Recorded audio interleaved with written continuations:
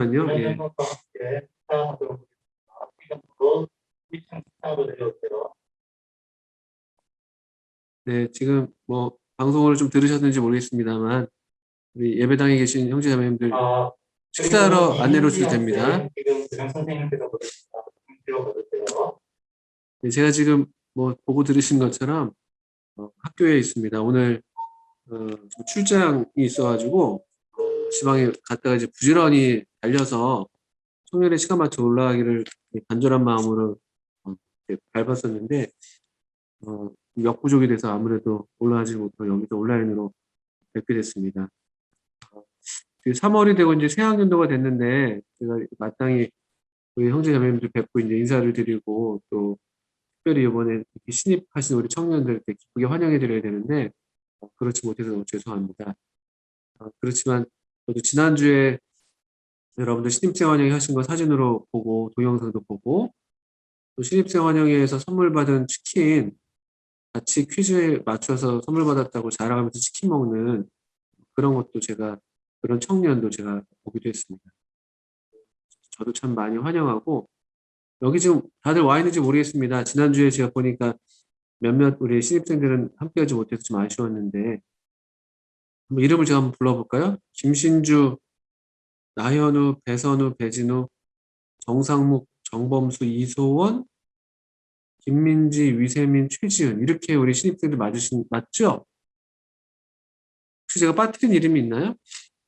제가 아까 이제 기억하면서 한번 쭉 적어봤는데 다 오시지 못하셨나요?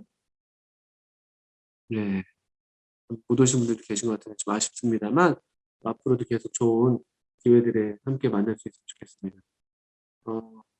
너무 반갑고 환영합니다. 우리 신입생 형제 자매님들 또 청년회 가운데에서 여러분들도 좋은 유익한 그런 교제와 즐거운 시간들 주님 안에서 누리는 청년기의 기쁨들을 만끽하시면 좋겠고요. 그리고 또 아시는 것처럼 지금 10분 말씀 지금 이제 3월 달부터 이제 시작이 되고 있습니다. 이 10분 말씀은 우리 그 내 자리 찾기 프로젝트에서 가르침 그 은사팀 가르침 팀에서 요 3월과 4월 한 5주간 걸쳐서 준비가 먼저 되겠습니다. 우리 가르침 은사팀에서 함께 교제하면서 어떤 주제로 나눌까 하다가 이런 얘기들 하시더라고요. 이 청년들 본인들도 그렇고 저도 그랬고 이 청년기의 여러 특징 중에 하나는 실패 아닌가 실패. 여러 다양한 도전과 시도와 또 그 세상에서 이제 살아나가는 어떤 삶을 살면서 그런 여러 이런저런 실패들을 겪는데 실패한 청년들을 위하여라는 제목으로 베드로의 삶을 통해서 실패한 청년들에게 주는 그런 교훈을 함께 나누면 좋겠다 이런 얘기를 하면서 이제 베드로의 이야기를 오늘 썼고 오늘 첫 번째 그 실패 이야기로는 베드로가 이제 물에 빠진 이야기인데 잠깐 제가 좀 코멘트를 물론 이제 창유님 따로 또 말씀드리겠습니다만 전체적으로 또 코멘트를 드리자면 너무 좋았습니다. 정말 그 은사가 우리 창유님 은사가 이쪽인가 이런 생각이 정말 들 정도로 여러분도 그렇게 들으셨는지 모르겠습니다만 저는 그 폭넓은 어떤 이 마태복음 전체에 대한 폭넓은 이해와 또 문맥에 대한 이해 또 그러면서도 꼼꼼하게 예리하게 관찰한 것들이 되게 참 인상적이었습니다. 베드로가 물 위를 2번 걸었다. 이거 되게 신선한 관찰이었죠. 첫 번째 물에 걷다가 빠졌고 다시 주님이 건져주셔서 예수님과 함께 배에 올랐다라고 했다면 그 전에 예수님과 함께 걸었다는 얘기가 되는 것. 또 여전히 바람은 불고 있었다는 거죠. 배에 오르고 나서야 바람이 그쳤다. 이런 관찰들은 상당히 이렇게 주의 깊게 이제 성경을 보고 여러 번 생각하고 이런 것들이 이런 결과로 나오는 것인데 그렇기 때문에 더 이 경험이 그 경험에서 주는 또 얻게 되는 그런 뭐랄까 교훈이랄까 깨달음이 더 좀 우리한테 더 임팩트 있게 다가오는 것 같다고 생각이 들었습니다. 그리고 특별히 첫 번째 무리를 걸을 때와 두 번째 무리를 걸을 때의 차이에 대해서 그런 질문들 이 둘의 차이가 뭘까 어떤 다른 점이 있었을까 이런 얘기를 하면서 또 그 주님 저를 구원해 주세요라는 그런 우리의 기도, 절규 이와 같은 뭐랄까요 그런 이야기로 이어졌는데 이런 질문을 던지는 거 되게 좋습니다. 성경을 읽으면서 좋은 질문을 던지면 좋은 해석이 나오고 좋은 어떤 의미를 우리가 얻어낼 수가 있죠. 좋은 질문.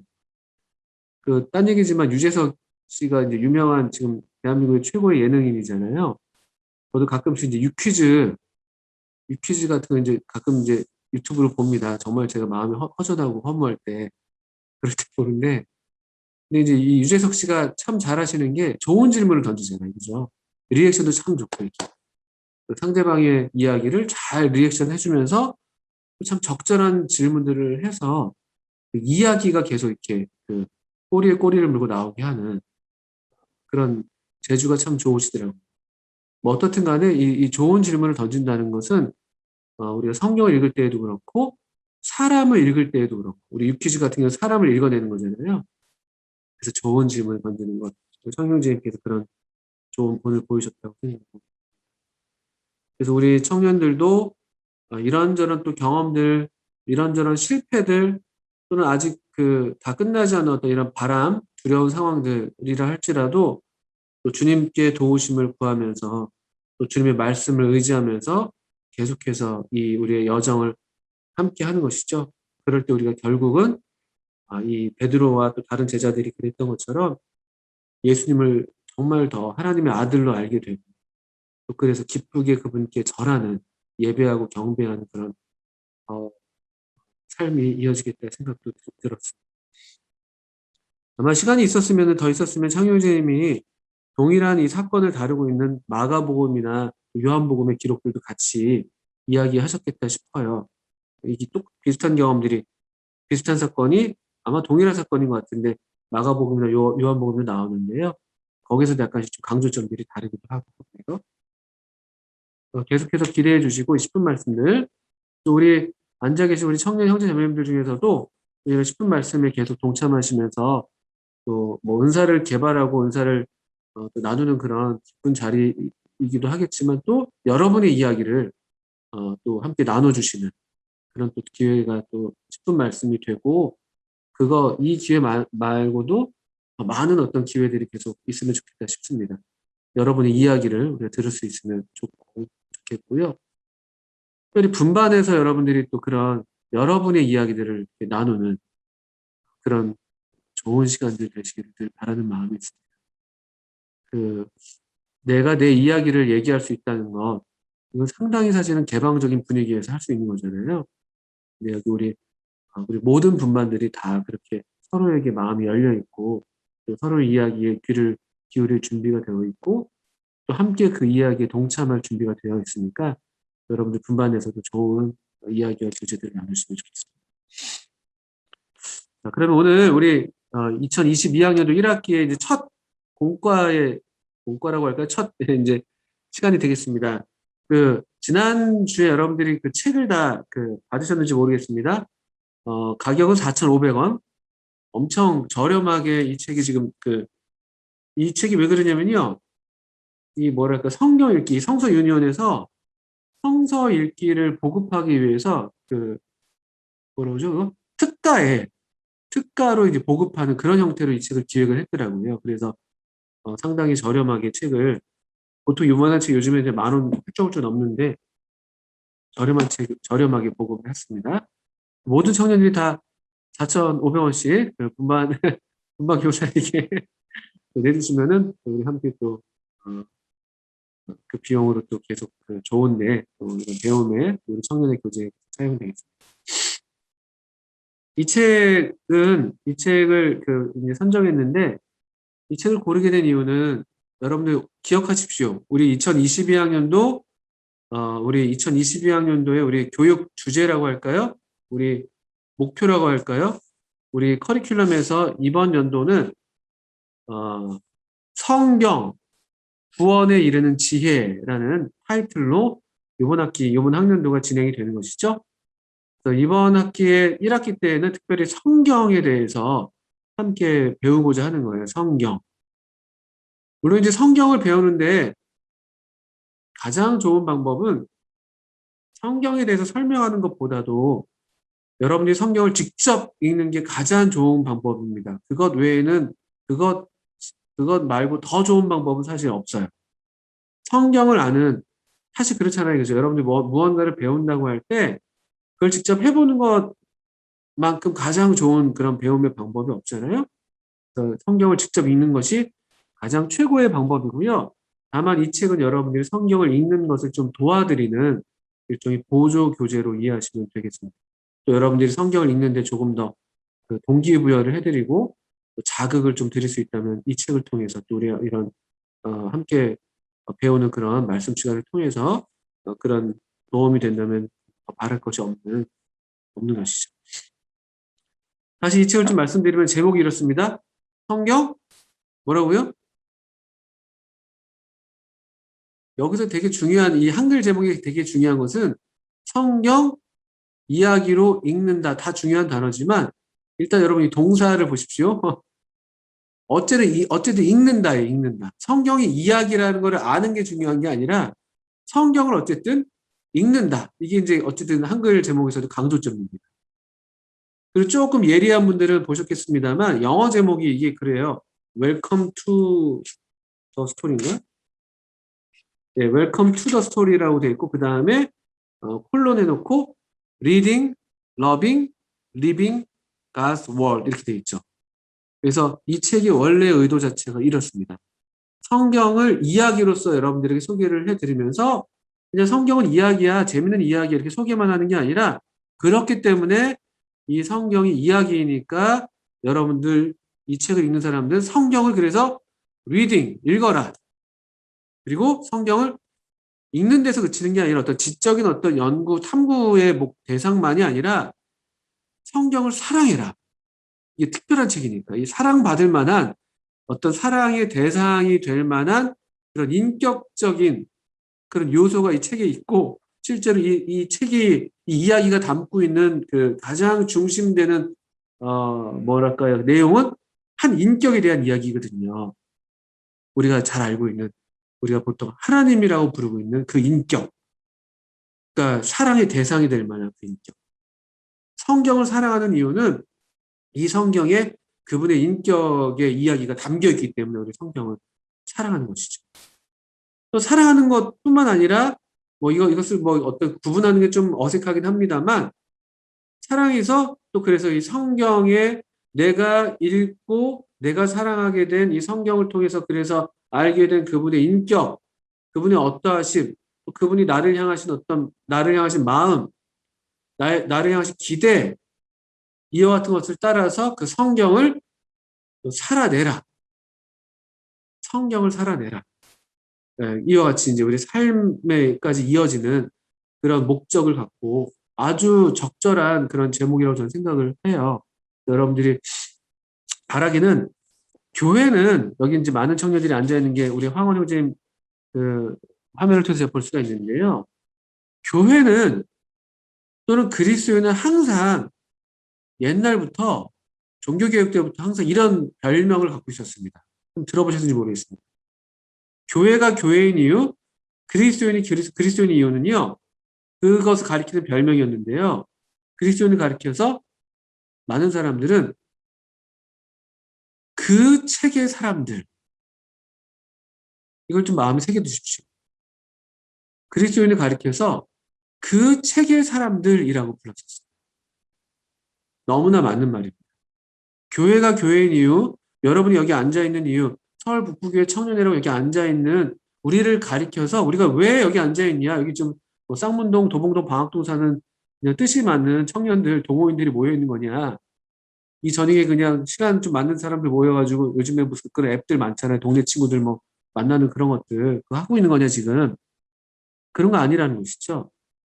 그리스도인 또는 교회는 그 책의 사람들이라고 불렸을 만큼 이 성경이 성경의 절대적인 권위를 두고 이 책 제목처럼 성경을 읽고 성경을 사랑하고 또 성경대로 살아왔던 살고자 했던 사람들 또 그렇게 성경대로 살고자 하는 사람들 이런 사람들을 가리켜서 우리는 그리스도인 교회라고 얘기를 하는 것입니다.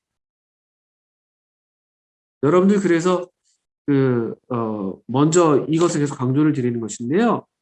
이 성경 말씀에 우리 여러분의 우리 존재, 저의 존재, 우리 여러분의 존재, 우리 교회의 존재, 서울국회 청년의 어떤 존재의 의미 내지는 정체성을 성경에다 두셔야 된다. 이 성경이 아니고서는 다른 의미가 우리에게는 없다. 다른 이유도 없고 그것들 여러분들이 꼭 아시기를 바라겠습니다. 시편 119편 말씀 한번 펴볼까요? 여러분 시편 119편.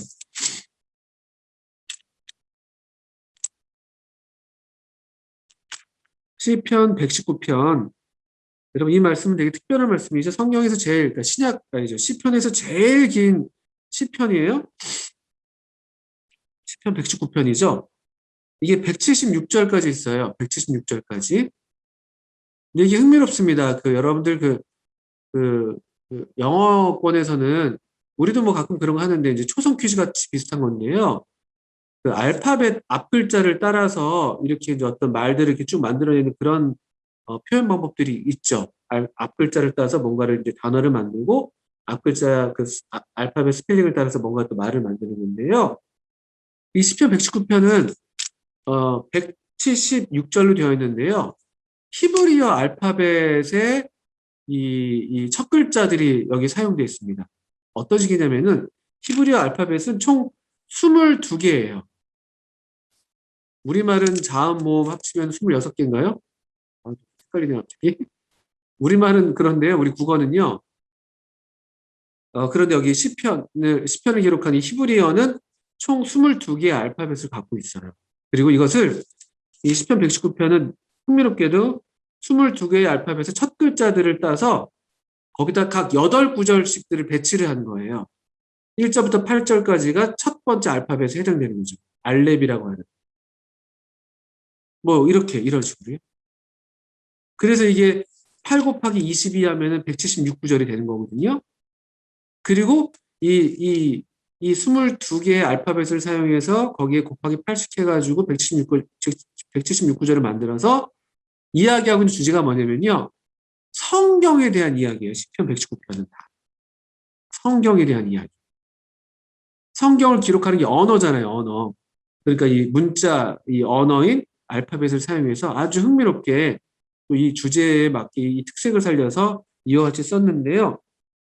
그중에서 뭐 이 모든 말씀들이 다 너무나 좋은 말씀인데, 그런데 우리 청년들에게 해당되는 말씀 먼저 한번 몇 절 한번 볼까요?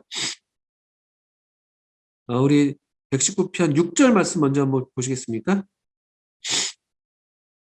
119편 6절. 내가 주의 모든 계명에 주의할 때에는 부끄럽지 아니하리이다. 119편 9절. 청년이 무엇으로 그 행실을 깨끗하게 하리이까? 주의 말씀만 지킬 따름이니이다. 또 뭐 모든 것들이 다 성경 하나님 말씀에 대한 그냥 말씀 자체인데요. 또는 이 말씀의 어떠함을 더 직접적으로 보여주는 말씀들을 조금 더 찾아보죠. 우리 119편 좀 더 찾아볼게요. 그 말씀들.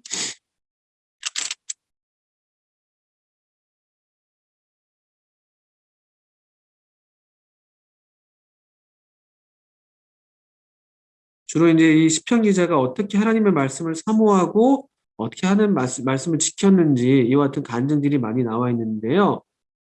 그 중에서 시편 119편 56절 한번 보실까요? 56절? 56절. 이 시편 기자는 자신의 소유에 대해서 이렇게 얘기합니다. 내 소유는 이것이니 곧 주의 법도를 지킨 것입니다. 우리의 소유가 뭐 얼마나 돈을 많이 갖고 있냐, 얼마나 부모님이 부자냐, 뭐 주식이 얼마나 되냐, 뭐 땅이 있냐, 뭐 부동산이 얼마냐 이게 아니라 이 시편 기자는 주의 법도들을 지킨 것을 자기의 소유라고 얘기하고 있는 것이고요. 또 아까 우리 먼저 읽었던 6절 같은 데서는 우리가 삶을 살아가는데 부끄럽지 않은 삶을 사는 게 주의 모든 계명에 주의할 때 부끄럽지 않다는. 또 특별히 청년들의 깨끗한 행실이 어디에서 오는가? 주님의 말씀을 지킬 따름이다. 또는 주의 말씀을 내 마음에 둘 때, 이런 것들이 청년이 거룩하고 깨끗한 삶을 살게 되는 그런 비결이라고 얘기를 하는 것이죠. 이 시편 119편 말씀들이 여러분들이 아마 통독할 때 가장 읽기 어려운 지점 중에 한 부분일 겁니다. 여러분들요. 그렇지만 정말 천천히 또 읽어 나가시면은 또 때때로 이 말씀들이 얼마나 정말 아멘으로 화답이 되는지 여러분들이 보실 수가 있어요. 어떻게 이렇게 성경이 얼마나 우리에게 중요한가를 거듭 강조를 먼저 드리는 것이고요. 그러면 이제 우리가 이번 학기에 조금 우리가 이 성경을 이제 함께 읽어 나갈 건데요. 오늘 또 통독 시상도 할 것이고 또 여러분들 계속 주마다 통독 그 범위가 나가잖아요. 교회도 이제 계속 성경을 읽고 있고 우리 창세기 읽고 있고 아브라함과 이삭과 야곱의 이야기 지금 들어가고 있죠. 그리고 지금 아까 우리 승현 형제님 얘기하신 것처럼 여호수아서 읽고 있고 이제 성경을 계속 읽어 나가고 있습니다. 그런데 이번 연도에 우리가 조금 더 성경을 이해할 때 좀 큰 틀을 이 공과를 통해서 좀 제공해 드리려고 하는 것입니다. 우리 보통 성경을 읽을 때 우리 처음 성경 읽을 때 이제 우리 연초에 이제 통독하려면 창세기부터 시작하는 경우가 많고 또는 처음 성경을 읽는 분들한테는 마태복음부터 읽어봐, 요한복음부터 읽어봐 이렇게 권하는 경우도 많죠. 복음을 전할 때. 또는 로마서를 읽어봐 이렇게도 하고요. 또 어떤 때는 단회적으로 복음을 증거할 때는 어떤 부분 성경 말씀들을 이렇게 뽑아가지고 이렇게 하기도 해요. 다 유익하고 다 좋은 모든 것이 다 하나님의 말씀이고 다 우리 살아있는 말씀이기 때문에 어떤 식으로도 하나님 말씀을 읽고 하나님 말씀을 접한다면 그거는 아무 문제가 되지 않습니다. 그렇지만 다만 우리가 이 공부를 통해서 조금 여러분에게 좀 제공해 드리고 싶은 것은 좀 큰 그림입니다. 큰 그림 또는 성경 전체를 바라볼 수 있는 어떤 렌즈랄까요? 하나의 렌즈. 이게 전부는 아니지만 하나의 안목을 좀 드리는 것인데요. 그것이 무엇이냐 보니까 우리 읽으신 것처럼 성경 읽는 것인데 뭘로 읽으라고요? 이야기로 읽으라고요. 이야기. 성경을 이야기로 읽어라. 이게 지금 포인트입니다. 근데 이런 질문들이 생겨요. 지금 우리가 시편도 읽었지만 시편은 이야기인가요? 시편은 시인데 어떤 스토리가 있지는 않은데요. 여러분도 정말 좋아하시는 레위기 같은 거. 레위기가 무슨 이야기인가요? 그냥 위기죠? 이렇게 한다든지 하면서 이게 좀 질문들이 생기잖아요. 이야기가, 우리 지금 창세기 같은 건 즐겁게 읽을 수 있지만. 이야기 구조를 갖고 있는 것들이 있기도 있지만 또 아닌 것들도 많잖아요. 선지서 같은 것들? 물론 그 중에 어떤 스토리, 내러티브를 갖고 있는 것들도 있지만 그냥 다짜고짜 그냥 계속 하나님 말씀, 여호와께서 말씀하신다면서 그냥 혼내는 것만 나오는 그런 경우들도 많아요. 그러니까 이제 우리가 보통 한 부분을 보면은 그걸 이야기라고 이해하지 못하는 경우들이 있죠. 고린도 전서를 읽었어요. 신약 성경에. 고린도 전서 그냥 서신서 아닌가? 편지인데 여기 무슨 스토리가 있어요? 이럴 수 있잖아요. 근데 그런 조각조각들이에요. 이거 성경 전체가 아니잖아요. 성경 우리 아시는 것처럼 66권으로 되어 있잖아요. 신약이 27권, 구약이 39권으로요. 그리고 아시는 것처럼 한 50명 가까운 기자들이 이것들을 썼고요. 한 2000년 가까운 그 기간에 걸친 그런 창작 2000년?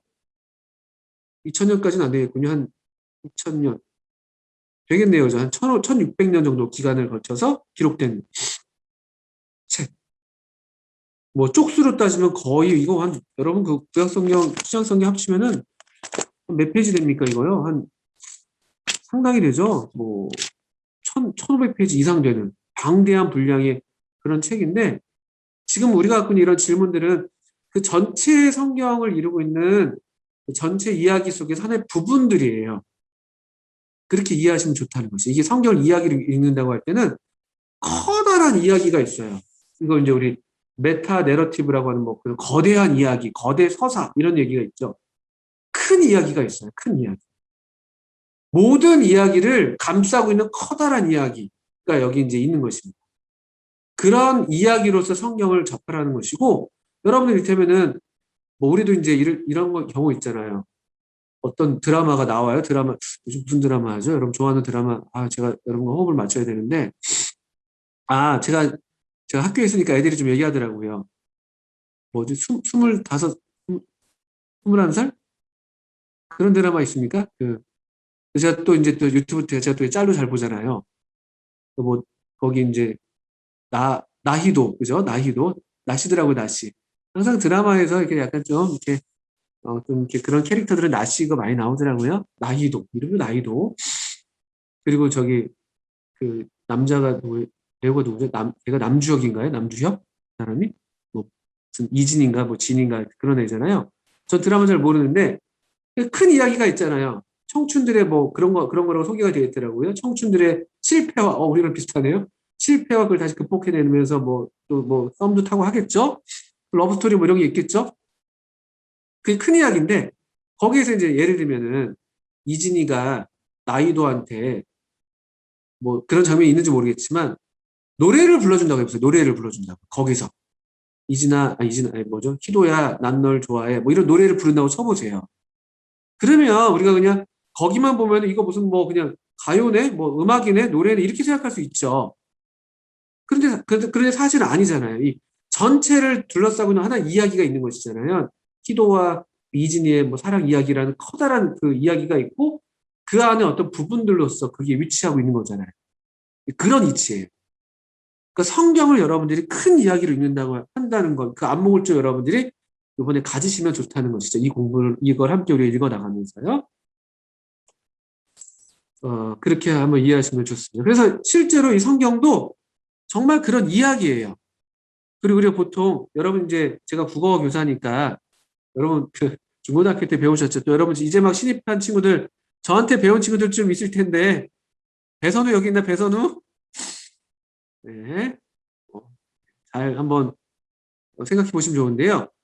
소설, 그러니까 이야기의 가장 대표적인 소설이잖아요. 뭐 아니면 연극, 뭐 희곡이나 이런 것들, 영화나 이런 것들이 이야기를 갖고 있는 건데, 소설이 보통 이야기가 몇 단계로 가죠? 여러분, 기억나십니까? 소설이? 예, 보통? 예, 지금 숫자를 보여주고 계시는 분, 손가락으로 보여주시는 분 계시고요. 맞습니다.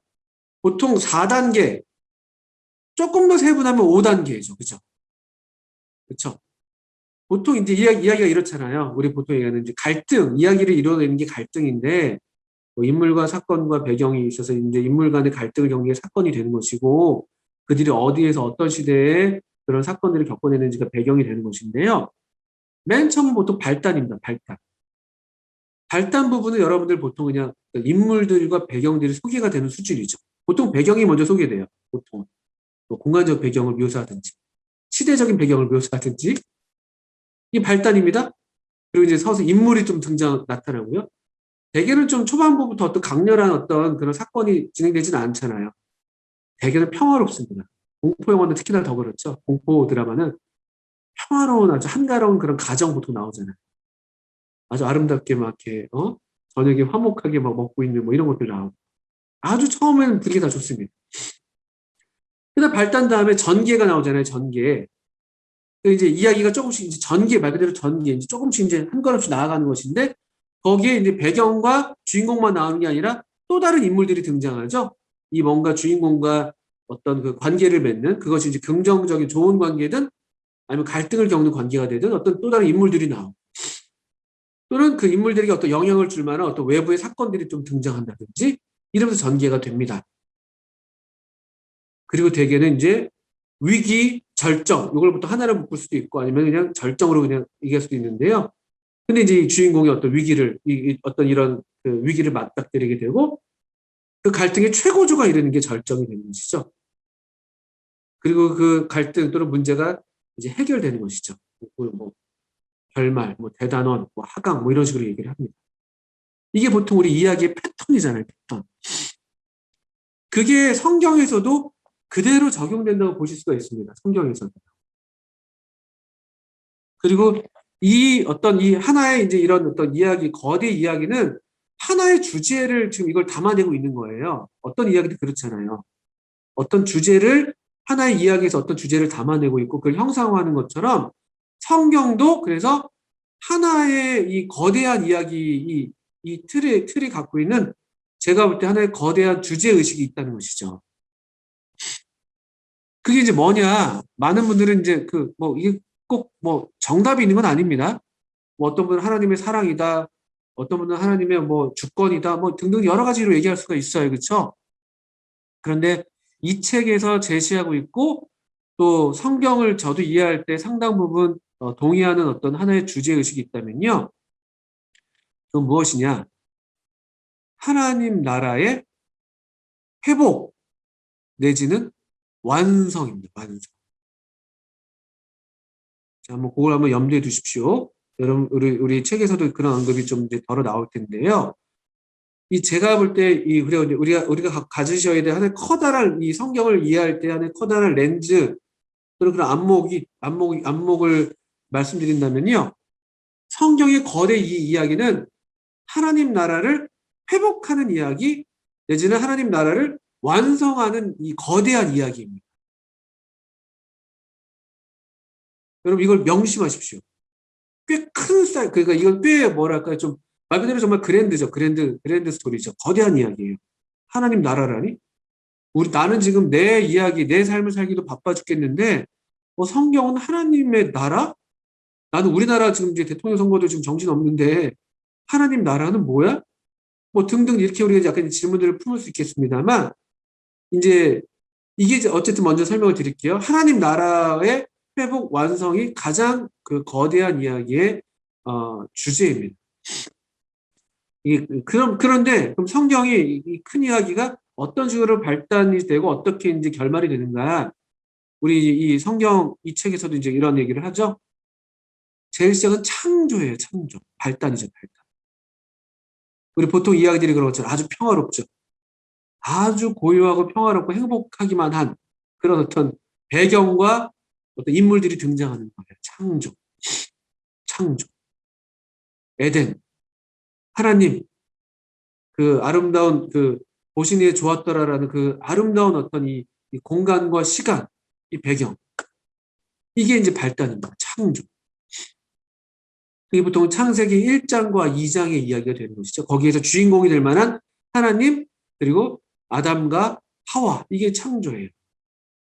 하나님 나라에 사실은 이때 이미 완전한 어떤 하나님 나라의 어떤 형태를 보이고 있었던 것이죠. 하나님 나라가 시작된 것이죠. 그런데 이제 이거는 성경 이야기는 전개 위기가 바로 시작이 돼버려요. 전개라고 할까요? 창세기 3장에 보시면 이제 타락이죠, 타락. 이 거의 위기가 되죠. 전개 내지 위기가 될 수도 있겠고요. 이 사탄이나 뱀이라는 제3의 캐릭터가 등장해요. 그죠? 뱀이라는 제3의 캐릭터가 등장하면서 아담과 하와 내지는 아담과 하와의 또 뒤에는 하나님과 뭔가 이 갈등 양상을 보이는 그런 모양이 창세기 3장에 나타납니다. 그걸 우리가 이제 보통 타락이죠, 타락. 그러니까 하나님 나라가 시작이 됐고 사실은 완전한 하나님 나라로서 시작을 했는데 거기에 하나님 나라가 지금 하나님 나라의 타락이 온 거예요. 타락. 이해가 되시겠습니까? 그리고 그러면 나머지 이야기들은 뭐냐? 우리 이 교재에서는 그걸 다 그냥 구속이라는 그냥 단어로서 사용하고 있죠. 창조, 타락, 구속 이렇게 해요. 그죠? 구속. 나쁘지 않습니다. 그런데 조금 더 이제 얘기를 하자면은 구약 성경은 구속이 맞는데요. 그래서 이 타락된 이 하나님 나라, 손상된 하나님 나라를 회복해 나가는 그런 이야기들이 이제 그 이후로 창세기 3장 이후로는 쭉 나오는 거예요. 그게요. 4장부터 창세기 4장부터 신구약을 다 통틀어 다 관통하는 그런 이야기가 되는 것이죠. 구약 성경은 그런데 그 중에서 조금 더 구분을 하자면은 구약 성경은 이 구속의 시작이라고 말할 수 있어요. 구속의 시작 또는 구속의 도래를 어떤 전망하는 그런 얘기를 하면은 신약 성경은 구속이 실제로 성취가 되는 구속이 실제로 이루어지는 그런 이야기 그런 내용이 신약 성경으로 보시면 되겠죠. 우리 교재에서 여러분들이 그런 내용들을 이미 보셨을 것입니다. 구속의 도래 그리고 구속의 실제로 구속 사역의 성취 이렇게 보실 수가 있겠죠. 근데 거기에서 끝난 게 아니죠. 복음서 우리가 조금 더 이제 신약 성경을 구분하자면 우리 교재에서는 그리스도의 사역을 교회에 풀어놓으며 그분의 사역과 말씀이 1세대 그리스도인들과 우리에게 어떤 의미가 있는지 설명하는 것이 사도행전과 신약 성경 서신서들이라 얘기하고 있는데요.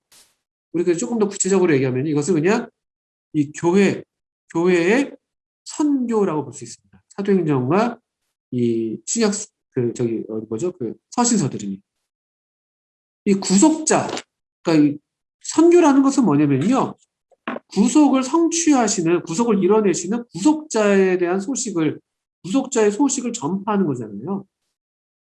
이제 그게 이제 선교가 되는 것이죠. 구약 성경은 구속의 도래 또는 구속의 시작, 신약 성경 특별히 복음서는 구속의 성취 또는 구속자, 그분의 구속 사역, 그리고 사도행전과 서신서들은 구속의 구속의 어떤 전파 내지는 교회의 선교 이렇게 우리가 볼 수가 있습니다. 구속의 소식이 전파되는. 예루살렘에서 로마까지, 로마를 지나서 온 세상으로 넘어가는 그런 어떤 소식이 전파되는 이야기죠. 근데 여기서 이야기가 끝나는 게 아니죠. 그렇게 해서 하나님 나라가 완성되는 게 아니에요. 교회가 선교를 이게 소위 많은 교회에서 좀 오해하는 부분인데요. 우리가 성경을 볼 때 그렇지는 않은데, 교회가 선교를 열심히 하면은, 그러면 하나님 나라가 이제 완성되는 거냐? 그렇지는 않습니다. 그렇지는 않습니다. 교회는 이 왕의 소식, 구속자의 소식을 전파할 그런 소명과 사명이 있지만, 교회에 의해서 하나님 나라가 완성되는 건 아니에요. 어떻게 이 구속이, 하나님 나라가 완전하게 회복되고 완성되느냐?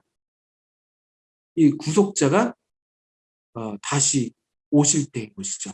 왕의 귀환, 구속자의 이 귀환, 회복, 완성. 이렇게 이제 이 거대한 이야기입니다.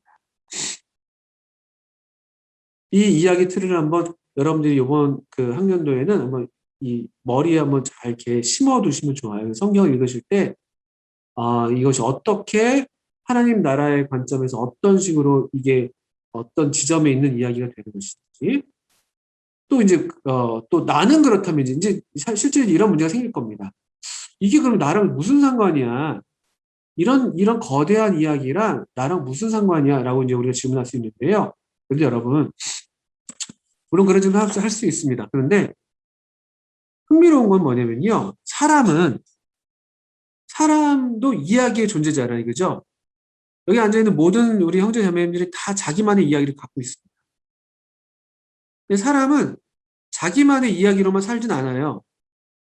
항상 우리 개인의 이야기는 우리를 둘러싼 좀 더 큰 이야기의 어떤 정황 속에서 위치하고 있는 것이 사실이잖아요. 여러분들 지금 2022년이라는 이 시대적 이 어떤 배경, 대한민국, 여러분이 20대로서 30대로서 청년으로서 살아가고 있는 어떤 그런 맥락이 다 있는 거예요. 그 맥락 속에서 여러분이 다 자기의 이야기를 지금 만들어 나가고 있는 것이거든요. 그리고 또 어떤 이야기를 그래서 믿고 있냐에 따라서 사실 우리의 이야기가 결정되는 게 많이 있어요. 우리를 둘러싼 세계에 대해서 우리를 둘러싼 세계를 설명하는 이야기들이 세상에 많아요. 그 철학일 수도 있고 다른 종교들일 수도 있고 그렇습니다. 그런데 그 수많은 나를 둘러싼 이 정황들을 설명하려는 여러 이야기들 속에서 어느 이야기를 믿고 사느냐에 따라서 우리 이야기가 사실 결정되는 게 있어요. 실제 그렇습니다. 그렇지 않습니까? 우리 시대에 대해서 돈이 최고야 라고 설명하고 돈을 최고 가치로 여기는 그런 이야기를 내가 만약 믿는다면은 내 삶도 그렇게 가는 거예요. 내 이야기가 독립되어 있지 않습니다. 수많은 이야기들이 경쟁하는 거예요. 흥미롭게도 여러분, 모든 민족과 모든 나라들이 다 자기들의 이야기를 갖고 있잖아요. 소위 건국 신화라고 할까? 우리나라는 단군 신화 갖고 있잖아요. 이태리는 무슨 그 형제 늑대 그런 이야기 갖고 있고. 또 각 나라마다 어떤 이 세상을 설명하는 이야기들을 갖고 있잖아요. 옛날 인도에서는 코끼리가 세계를 이렇게 등에 이고 있는 그런 이야기랄까요? 그런 거잖아요. 이 세상은 무수한 이야기들이 경쟁하고 있어요. 왜냐하면 뭔가 설명하고자 하는 그런 어떤 목적이 다 갖고 있는 것이죠. 왜냐하면 사람은 어떤 의미 또는 어떤 목적, 어떤 이런 주제 그런 주제 지향적이고 목적 지향적이고 의미 지향적인 존재거든요. 어떻게 해서든지 내 삶에 대해서 내가 살아가는 이 세계에 대한 어떤 설명과 이 어떤 의미와 목적을 발견하기를 원하는 게 우리의 본성이거든요. 그래서 다 그런 이야기들을 갖고 있어요. 근데 이 우리의 삶과 이 세계를 설명하는데 가장 적합한 이야기가 여러분들이 한번 뭐 우리가 모든 종교를 다 공부할 필요는 없지만 성경을 읽을 때 성경만이 가장 이 적합합니다. 가장 정합성이라고 정합성. 딱 들어맞는 거예요. 우리의 삶에 대해서. 내 삶에 대해서, 내가 살고 있는 세계에 대해서, 내가 경험하고 있는 인간 본성에 대해서 성경만이 가장 완전하고 유일한 그런 이야기를 우리에게 들려주고 있습니다. 이거는 이제 우리 경험이죠. 이 우리 경험입니다. 그리고 하나님은 우리에게 이 성경을 우리에게 주시면서 이 이야기를 우리에게 주시면서 이 이야기에 우리로 동참하게 하시는 그 거대한 이야기 속에 우리도 지금 하나의 캐릭터로 등장시키시는 거예요. 얼마나 그게 사실은 영광스럽습니까? 뭐 봉준호 감독이 유명한 감독인데 그 감독의 캐스팅을 바라는 얼마나 수많은 배우들이 있겠습니까? 왜 송강호만 그래야 돼요? 거기 한번 뜨니까 다 뜨잖아요. 최우식이 떴고 또 누구죠? 그 여자 배우? 뭐 하여튼 그죠?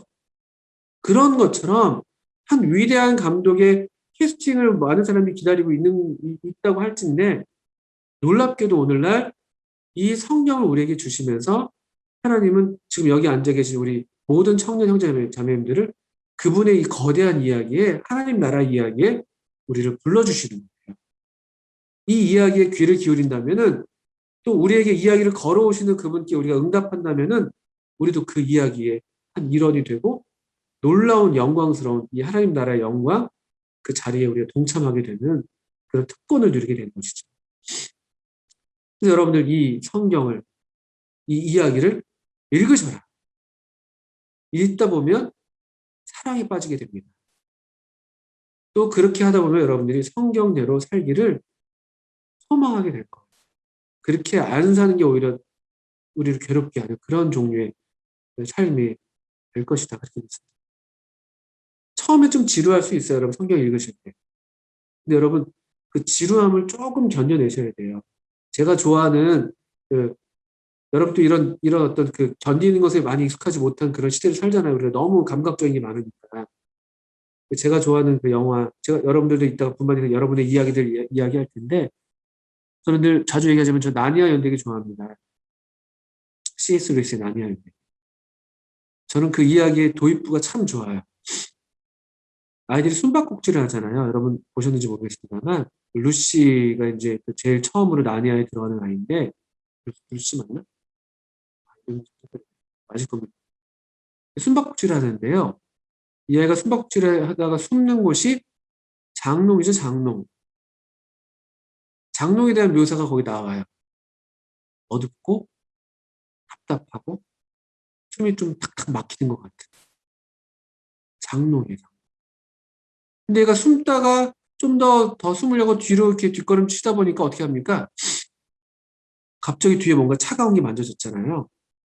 뒤를 돌아보니까 전혀 다른 세상, 전혀 다른 이야기의 세계가 거기 있는 거예요. 진짜 이야기. 진짜 이야기의 세계가 거기 있었던 것이거든요. 근데 이게 무슨 얘기를 드리는 거냐? 장롱을 여러분 견디실 수 있어야 됩니다. 물론 답답할 때가 있대도요. 조금 지루할 수도 있고. 그렇지만 조금만 더 견뎌보시고 조금만 더 안으로 들어가 보신다면요. 어느 순간 갑자기 여러분들이 전혀 별 세계에 들어가 있고 하나님 나라 이야기에 내가 거기 있는 여기 성경의 이야기에 아까 우리 누굽니까 창용재님이 얘기하신 것처럼 몰입되고 있는 베드로가 베드로만이 아니고 나도 그렇대.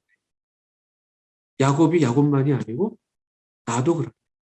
아담과 하와가 아담과 하와만이 아니라 나도 그렇대. 그 이야기 속에서 우리 자신을 발견하게 되고 또 우리 자신에 대해서 새로운 기대를 갖고 있는 원래 우리를 창조하신 그 창조주의 어떤 그 음성을 들으면서 우리 삶의 목적들을 발견, 우리 삶의 의미를 발견하게 돼서 정말 의미 있는 삶을 사는 거죠. 성경만이 우리로 사람답게 살게 만듭니다.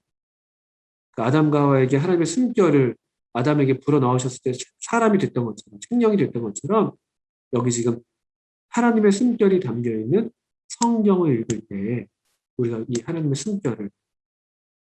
숨결이 우리에게 와 닿는 것이거든요.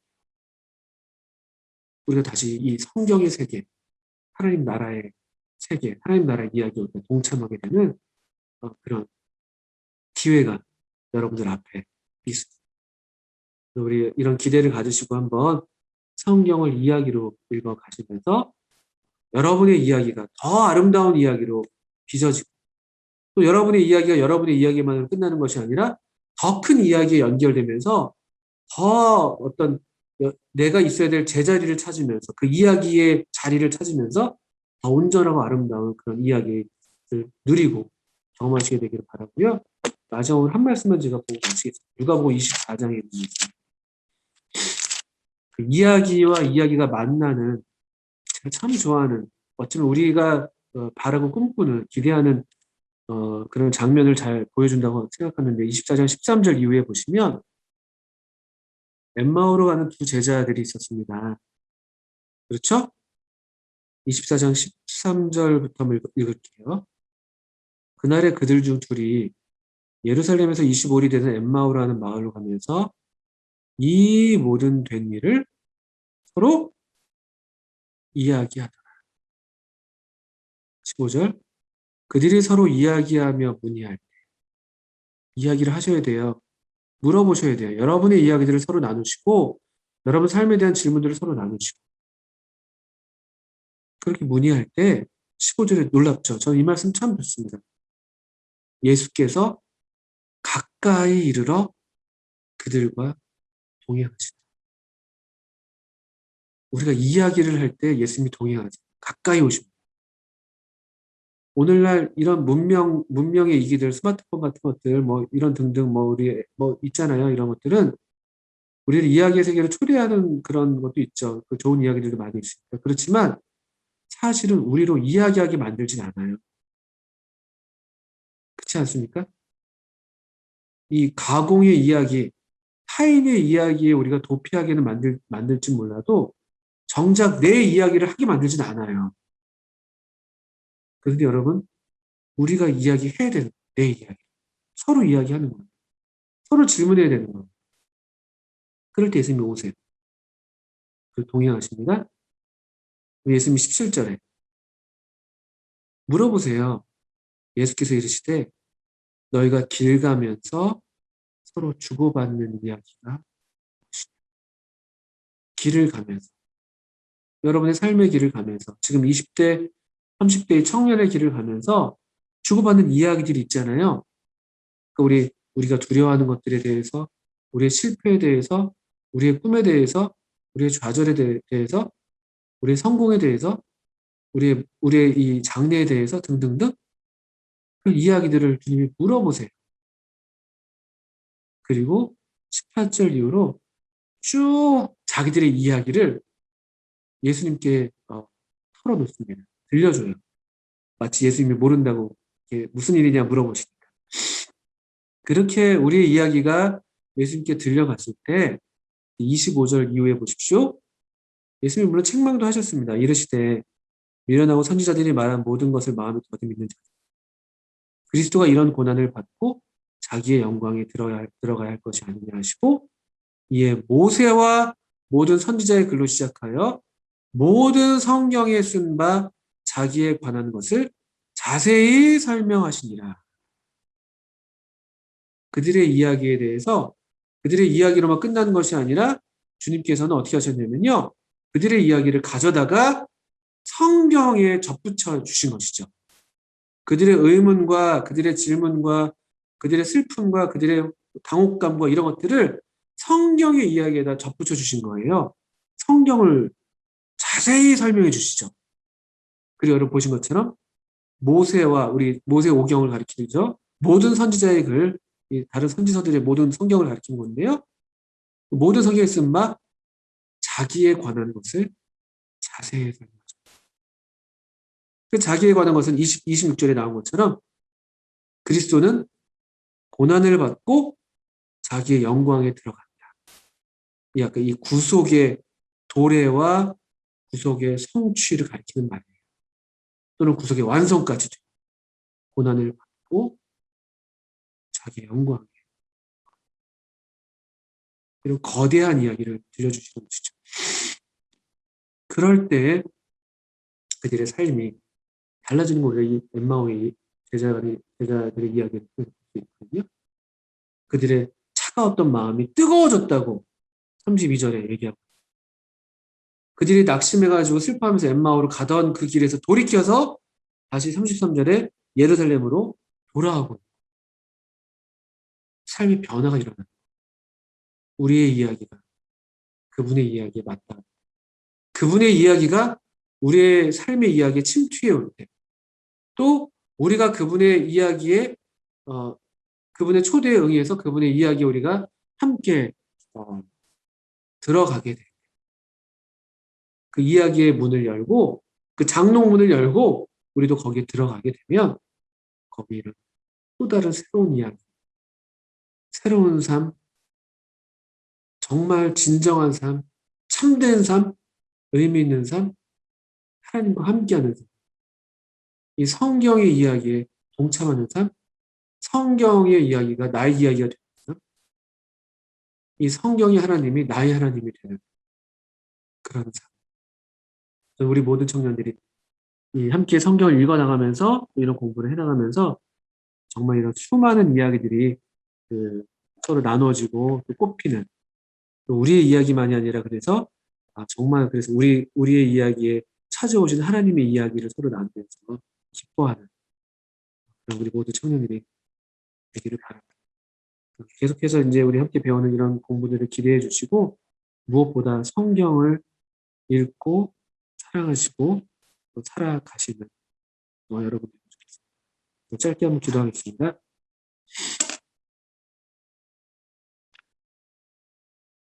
하나님 아버지, 참 신비로운 삶을 우리로 살게 하시는 것 같습니다. 참 우리의 삶에도 참 매일매일의 삶을 살면서 우리의 이야기가 계속 써내려가고 있고, 우리도 모르는 중에 하나님의 이야기 가운데 우리의 이야기가 자리하고 있는 것을 생각하게 됩니다. 주님, 이제 우리를 도우셔서 우리의 마음 눈을 밝혀주셔서 이 정말 성경을 읽을 때 하나님의 이 놀랍고 아름답고 완전한 이야기에 우리로 매료되게 하시고, 우리도 그 이야기에 동참하게 하시고, 또 성령께서 우리로 실제로 그 이야기 가운데 살아 움직이는 이 정말 이 하나님의 소중한 캐릭터들로 우리의 삶이 빚어지게 하셔서 우리 모든 청년들, 우리 모든 성도들의 삶을 통해서 하나님의 이야기가 더욱 아름답게 빛나고 또 완성되어가는 우리 모든 우리 청년들의 삶이 되게 해주시기를 간절히 기도합니다. 이후에 분반해서 우리 청년들이 교제를 나눌 때 정말 주님 안에서 복되고 아름다운 그런 삶의 이야기들이 나눠지게 하시고, 또 그래서 주님께서 참 함께 기뻐하시고 함께 슬퍼하시고 함께 영광 받으시는 그런 아름다운 시간들로 인도해 주시기를 기도합니다. 예수님의 이름으로 감사하며 기도합니다. 네.